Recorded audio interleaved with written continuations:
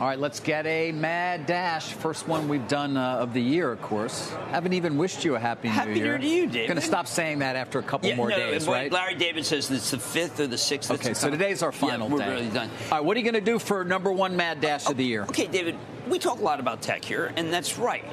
But we don't talk enough about the banks. Those stocks have been nothing short of amazing. Barclays kind of codifies that. They talk about how Citigroup's going to have a big year. That's like their focus name. But there really isn't any that they're not excited about. Goldman Sachs, Morgan Stanley, Wells Fargo, Bank of America. Now look at this. This is not a semiconductor company.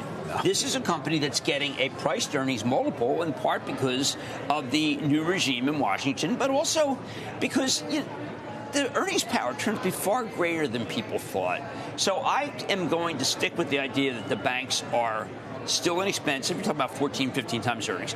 I don't like to buy them ahead of the earnings because there's always going to be one. Like JPMorgan last quarter, where they really threw cold water on everything and really kind of sent you back on huge, and it turned out to be an amazing buy opportunity.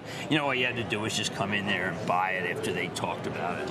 But probably do that again. To your point, the banks, certainly the largest market cap banks, had a great year last year in the stock market, and my sense is you believe that will just continue. Year one, because this group has true momentum.